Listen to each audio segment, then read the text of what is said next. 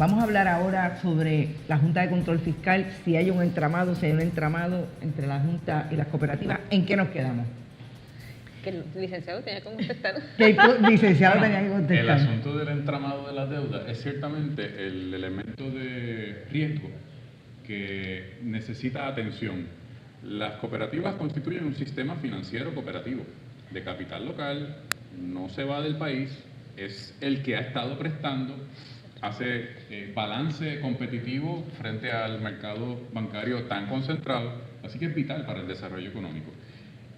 Pero tiene el problema de que adquirió una cantidad sumamente alta de bonos de Puerto Rico.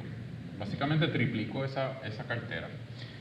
Un esfuerzo que salió incentivado o dirigido desde el sitio donde uno esperaría que vendría el llamado a la prudencia, que es el regulador, que es COSEC.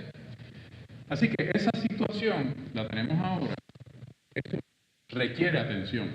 Y eso, como se atiende, si uno mira esos otros parámetros de esas otras jurisdicciones, es proveyendo capital.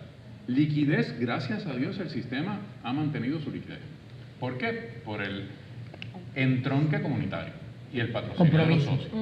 Así que, afortunadamente, ese no ha sido un problema. Hubo un par de sustos en unos momentos dados, pero gracias a Dios eso ha estado estable. Así que es capital. En otras jurisdicciones, en Estados Unidos, en Ucrania, los procesos de reforma bancaria se capitalizaron, los bancos que quedaron se capitalizaron por el Banco Central y por aportaciones del Tesoro ucraniano. ¿Y por qué esto no se discutió en Puerto Rico o no se planteó? A lo mejor quizás tengo que hacer la pregunta de los dos niveles. El sector cooperativo, que de por sí suele ser muy reservado en su proceso decisional, discutió esta posibilidad, planteó esta posibilidad al otro lado. ¿El gobierno consideró viabilizar algún tipo de estructura de liquidez para las cooperativas? Nosotros podemos hablar en función del grupo que representamos, porque lamentablemente en el movimiento no hay una uniformidad total. Eso es, hay que reconocerlo, eso es un atributo muy de nuestro país. Así que en el caso nuestro siempre planteamos que este asunto, este riesgo, necesitaba una iniciativa gubernamental, reconociendo que el gobierno tiene estrechez y que no tiene una inyección del gobierno federal, que no tiene acceso al Fondo Monetario Internacional. Que no puede imprimir dinero, ¿verdad? Que no puede imprimir dinero. Hay que hacerlo con los recursos que tiene el Estado. Pero desde el principio vimos que, número uno, por suerte, el riesgo en el caso de las cooperativas, aunque es una cantidad significativa, es mucho menor que los otros problemas financieros que confronta Puerto Rico. En el plan de ajuste de COFINA, me parece que COFINA, la deuda son creo que 16.000 millones de dólares. En el caso de las cooperativas es una fracción, no llega a 1.000 millones, el asunto en su totalidad. Y eso no, por ser de instituciones financieras no tienes que resolverlo todo de golpe.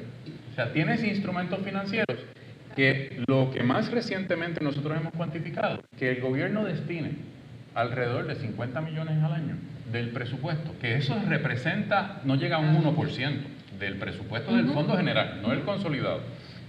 Con eso se atiende el problema. O sea, hay alternativas. Se le han planteado, se hizo un intento en el 2016 con una transacción de intercambio capitalizado, un mecanismo financiero. La Junta de Supervisión Fiscal, justo entrando, no la entendió y la paralizó. A veces yo pienso que si ahora miran hacia atrás, dicen, ay, si hubiésemos resuelto eso ya. Claro. Pero nunca es tarde. O sea, hay alternativas para atender eso en este momento. Pero Licenciado, dada esa situación, resulta que todos los puertorriqueños ahora tenemos el problema de la deuda, porque a través de las cooperativas, donde hay mucha gente, todos estamos ahí, y por lo tanto tenemos que exigir y explicarle al pueblo de Puerto Rico lo que sucede en estos entramados también allá, considerando a los cooperativistas en todo el proceso. Pero, y es un grupo grande, aunque sea pequeña la proporción de el problema es son mucha gente los afectados. Definitivo. Y hace mucha gente afectada, o sea, todos somos bonistas ahora en ese entramado, Así ¿verdad? es. Y entonces nosotros tenemos que explicarle al pueblo qué es lo que está sucediendo, cómo está sucediendo, y llevarlo a que todo el mundo pueda comprenderlo para que entienda por qué las cooperativas quieren entrar en este asunto particularmente, de cómo se llevan las transacciones de la deuda de Puerto Rico. Licenciado, profesora, cuando escucho y hemos leído de cómo se dieron sistemas de salvataje en Europa, en Ucrania, en China, en Estados Unidos, estaban dirigidos a auxiliar al sistema financiero. Pero en el caso de Puerto Rico, cuando Puerto Rico entra en su crisis, le toca la puerta a las cooperativas. Exacto. Entonces, en cierto modo, las cooperativas financian, son las que le proveen un salvavidas al gobierno y a su crisis de liquidez. 5 años después de haberle tomado el dinero prestado a las cooperativas y a los cooperativistas de Puerto Rico, la solución fue viabilizar una ley especial que les permitiera amortiguar las pérdidas por 15 años. ¿Ustedes no reconocen ahí que en realidad la intención del gobierno nunca fue devolverle el dinero a los cooperativistas? Y que en realidad lo que decidió la administración en ese momento fue, pues, yo no te voy a devolver el dinero y simplemente voy a legislar y entrarás como un acreedor más, independientemente de los planteamientos que hemos hecho antes en torno al rol que juegan estas instituciones dentro del sistema financiero. Esa ley, de hecho, fue propuesta por nuestro grupo, porque en ese momento el gobierno estaba enfrascado en el proceso de conseguir alguna legislación de remedio de deuda, que luego se convirtió en promesa. En el plazo corto, una solución a ese riesgo. En ese sentido, se quería tener una medida transicional, que es la Ley 220. Y tiene dos componentes. Uno es amortización, respiro, para poder continuar en el proceso de prestar los servicios a los socios. Así es. Pero reconociendo que eso no es una solución final. Eso tenía otras dos patas. Y una era la transacción de intercambio capitalizado, diseñada, modelada en lo que se había hecho en Estados Unidos.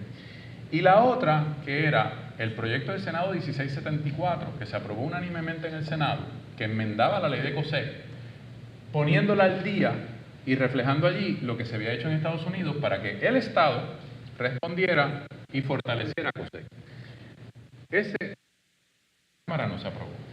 Pero, y la transacción de intercambio capitalizado, la Junta lo paralizó. Así que dos patas de esa mesa ¿de solución? Se quedaron en el aire. ¿Y usted cree que el gobierno verdaderamente le quiere pagar a las cooperativas? Yo creo que el gobierno definió como prioridad la reestructuración de la deuda, entiéndase el recorte de la deuda.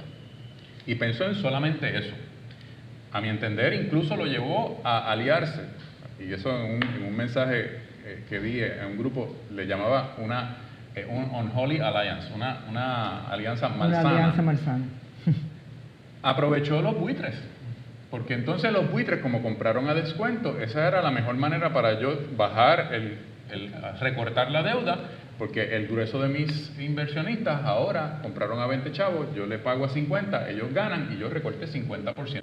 El problema es que los inversionistas puertorriqueños compraron a $1. El problema en Puerto Rico, a diferencia de Ucrania, Estados Unidos y China, son países soberanos y tienen banca nacional. O sea que tienen un sistema que regula. Puerto Rico cae bajo el Banco Nacional de Estados Unidos, ¿verdad? Pero no necesariamente en Puerto Rico entienden los procesos de las políticas monetarias.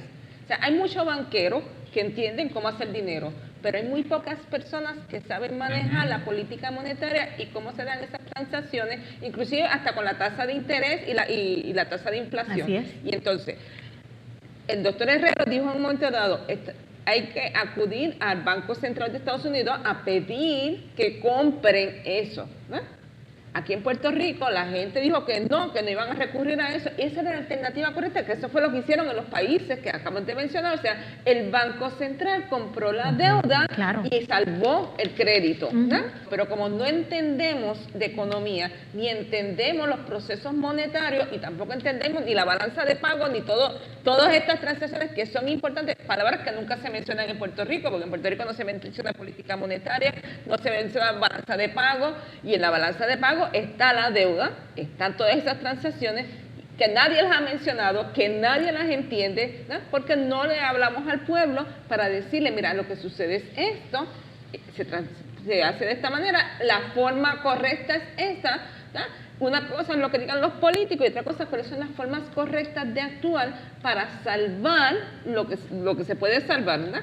Y ese es el problema que se dio. Entonces, aquí lo que hicieron fue recurrir a las cooperativas, presionarlas algunas veces a través de COSEC, ¿verdad? Porque COSEC actuó ilegítimamente. Se produjo un cambio de política pública. Por eso el trabajo... Y le indican a las cooperativas, puedes utilizar hasta el 35% de tus activos, particularmente los bonos. Y no lo puede hacer con los bancos, porque los bancos están regulados por el Banco de la Reserva Federal. Pero hay, quizás esta es otra pregunta obligada. Cuando uno mira los casos de Puerto Rico, existen leyes en las que se le indica a un jugador del mercado de Puerto Rico compra valores. Sí. Ese es el caso de las aseguradoras, por ejemplo. Sí.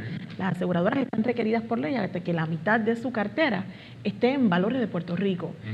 Se le hace un requerimiento similar a las cooperativas, en este caso haciendo referencia a estos eventos que se dan entre el 2009 y el 2010, debemos dejarlo consignado para el récord. Y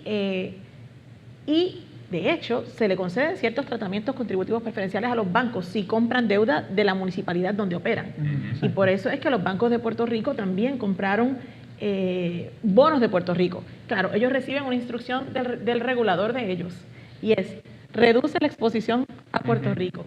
COSEC, que le dio a sus reguladores, auméntala. Entonces, hago la pregunta de nuevo. ¿El gobierno le quiere pagar a las cooperativas o en realidad lo que estamos haciendo con este proceso de recorte es pagando a buitres, a institucionales en Estados Unidos y nosotros nos quedamos con la pérdida? Cuando el gobierno estaba buscando el remedio que terminó siendo promesa, no quería comprometerse de antemano a pagar, a entender que se estaba pagando a un sector y a otros no. Luego viene promesa y ya entonces ahí la dinámica es compartida entre el gobierno y la Junta de Control Fiscal. Y yo creo que lo que empezaron fue a decir, vamos a ver cuál es el panorama, vamos a entender este problema. Y en ese, las cooperativas no eran un problema significativo, porque el monto que había que trabajar era reducido. Eso yo no creo que fue prudente, porque ha mantenido latente que con eso no se juega, ¿verdad? Pero yo parto de la premisa de que el gobierno, su inclinación es a no pagar. Y eso quiere decir que hay que reclamar el pago. Lamentablemente en el movimiento cooperativo no todo el mundo tiene esa visión. Y eso, saltamos de las finanzas quizás a la sociología. En nuestro país hay una sensación de que el que reclama es problemático, el que reclama es antipático, el que demanda eso es...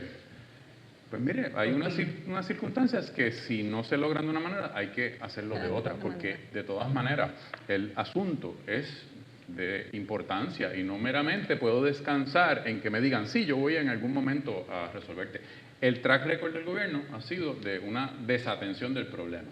En ese sentido, la propuesta que se está impulsando activamente de parte del gobierno con el Banco Gubernamental de Fomento es una forma de servir o de atender la situación de las cooperativas, o en realidad esta es una transacción que en 2-3 años no será viable. Correcto. Y por consiguiente volverá a colocar en precario al sistema cooperativo, ¿o no? Sí, ¿Cómo ustedes lo ven? Al sistema cooperativo y a todos los bonistas. De acuerdo. Ese acuerdo meramente lo que hace es materializar unas pérdidas. Ese acuerdo de Banco Fomento tiene unas grandes debilidades, le funciona solamente a los buitres que compraron a 20 y 30 centavos. Quiere decir que las cooperativas pudieran ser perjudicadas a raíz de este acuerdo. Pero por eso yo insistía que hay que educar al pueblo. Hay que educar al pueblo y explicarles cuáles son estos entramados, por eso le llamo entramados, para que la gente entienda por qué tenemos que reclamar, por qué tenemos que ir a demandar.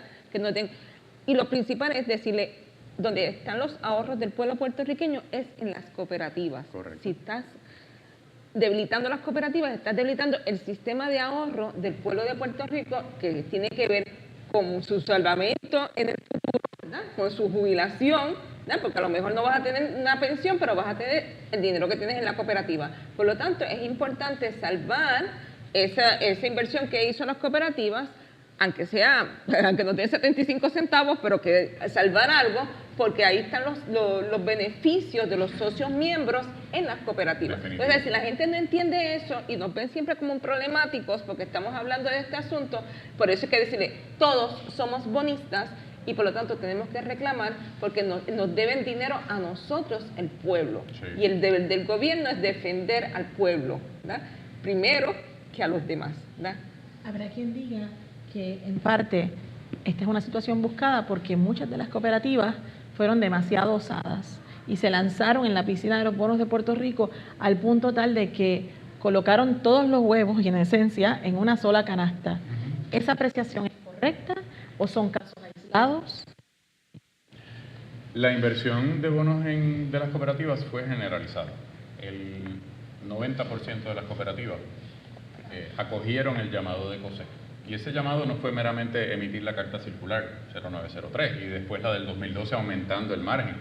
Eso fue acompañado de otras gestiones más afirmativas, indicando que si no, pues habría imposición de contribuciones, procesos de fiscalización selectivos, mucho más fuertes en unas instituciones que no necesariamente iban al mismo ritmo que la administración. Así que se llevó a las cooperativas descansando en el pronunciamiento del regulador de que eso eran buenas inversiones. Siempre está la pregunta de decir, bueno, pero ¿vas a tomar eso por fe? Bueno, pues la realidad es que la información se sentía que era validada por la presencia en la Junta de Directores de COSEC, de Departamento de Hacienda, Banco de Fomento, Comisionado de Instituciones Financieras. Las tres agencias que manejan la información financiera primaria del sistema. Y las investigaciones que nosotros hemos hecho apuntan a que en ningún momento ninguna de esas agencias indicaron que había algo que preocuparse. Entonces este es el caso como del tutor que tiene los dineros y vela los dineros de un anciano o de un menor. Tiene la responsabilidad de protegerlos y entonces dice, pues yo me voy a dar un préstamo a mí mismo porque yo quiero cambiar el carro, así que yo de ese dinero yo lo voy a reponer. Así que yo lo tomo, me compré el carro, pero después me gustó otro carro o me vinieron dificultades, no te puedo pagar. Pues eso es casi criminal. Y aquí esas tres agencias tenían conocimiento. ¿Y por qué sabemos que tenían conocimiento? Porque si uno lee el informe que acaba de publicar recientemente la Junta de Supervisión Fiscal, los investigadores independientes dicen, mire, es que el Banco de Fomento pues no montó los procesos de fiscalización adecuados y en el 2009, a pesar de que ya estaba exigiéndole acuerdos fiscales a las agencias que supervisaba, pues no lo cumplió. 2009, a la misma vez que se sentaba en la Junta de COSEC y le dio y incentivó que entonces llevaran más dinero al gobierno. Eso es lo que ha llevado al grupo que nosotros representamos a incluso hacer el planteamiento judicial, porque entendemos que ahí están los elementos de engaño, fraude, deshonestidad. Y nosotros no hemos entrado a un proceso de cacería de brujas de funcionarios en particular, que pudiera haber responsabilidad personal en muchos de esos funcionarios. Pero la realidad es que a nosotros lo que nos interesa es resolver el problema del capital. Y esas personas, por más dinero que tengan, no va a ser material para lo que nosotros queremos resolver. Así que los planteamientos nuestros son institucionales. Es la responsabilidad del gobierno, la responsabilidad de COSEC, la responsabilidad del Banco de Fomento, lo que queda de él. Y con la información que se está generando de la propia Junta, están los elementos que sustentan ese reclamo. La solución más práctica es que, al igual que la exministro Yaresko hizo en Ucrania, entiendan que lo mejor es hacer una transacción financiera, que afortunadamente, porque los montos no son tan grandes, caben en el presupuesto de Puerto Rico, que sigue siendo un presupuesto billonario. Y eso, pues hay unas conversaciones, hay unas iniciativas partiendo con la Liga de Cooperativas, que esperamos que haya esa disposición a hacer el reclamo y que entonces se logre, más que por la vía de una transacción que es la que en política pública es la correcta. Aunque una transacción pudiera hacer todo el sentido del mundo, la solución que está planteado en la mesa es bastante similar a lo que vimos en todas estas crisis. Cuando se produce la crisis financiera y de deuda en Ucrania, y ya hay un tema también de excesos bancarios allí, se perdieron decenas de instituciones financieras.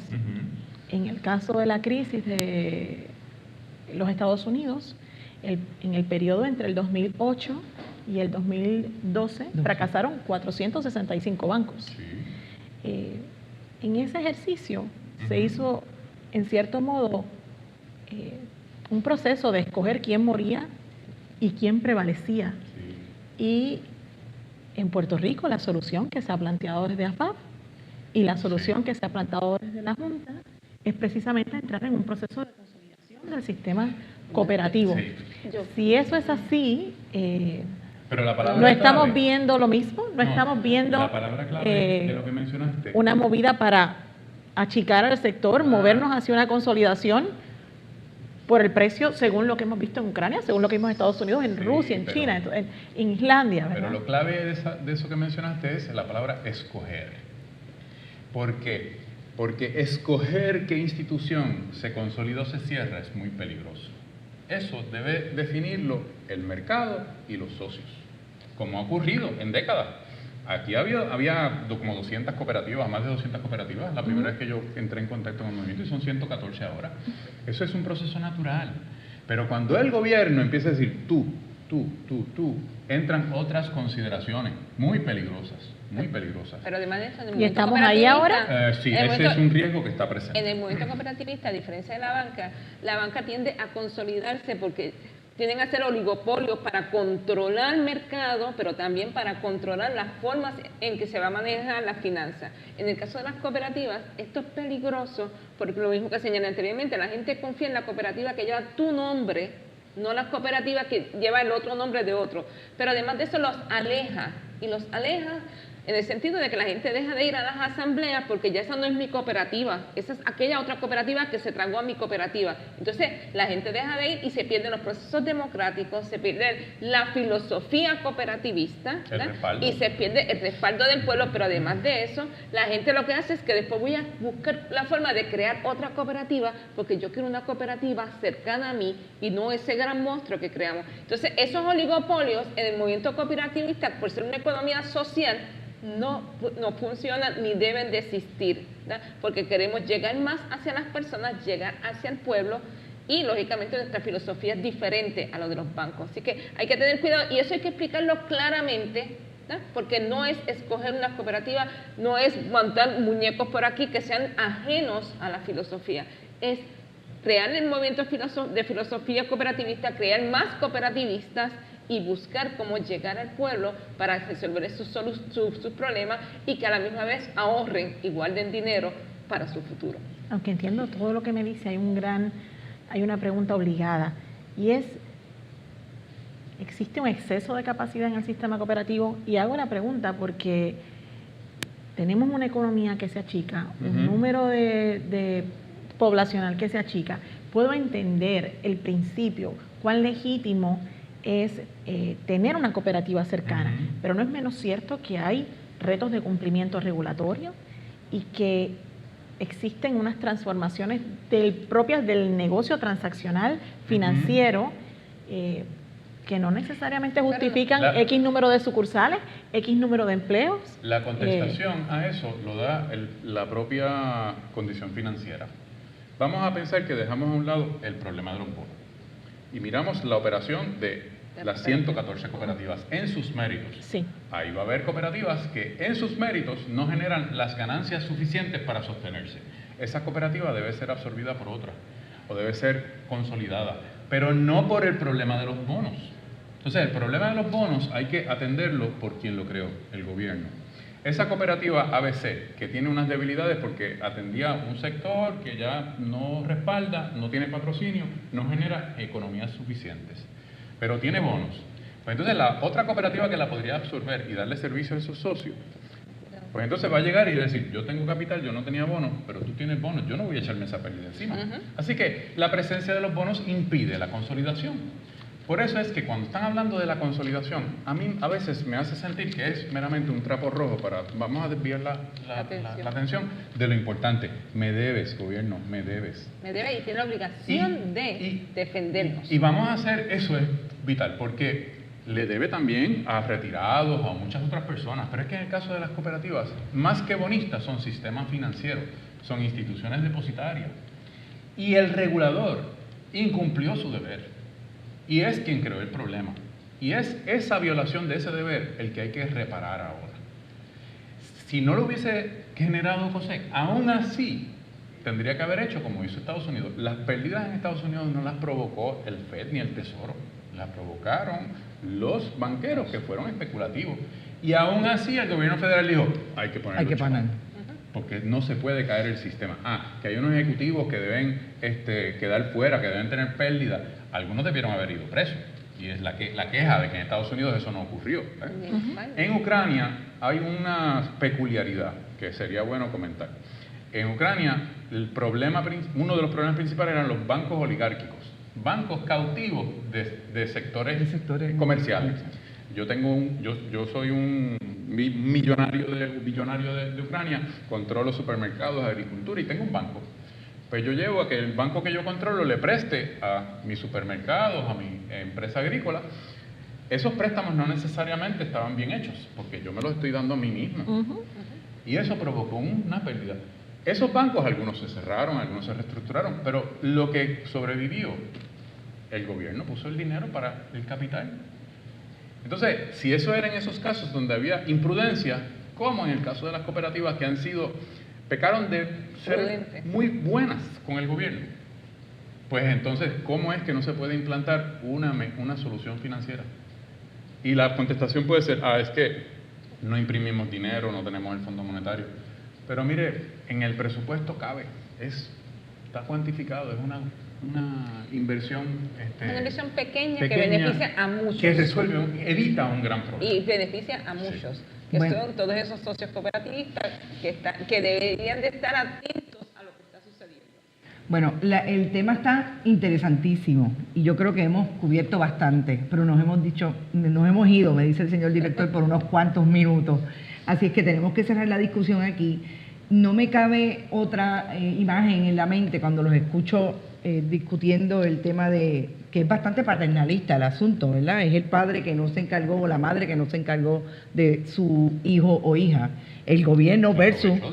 Se aprovechó, dice el licenciado, el gobierno versus las cooperativas. No me cabe otra imagen que esa, ¿verdad? Es el micro de lo que aparentemente está pasando en el país y que la gente, como dice la profesora Quiñones, no tiene información o no la maneja y no la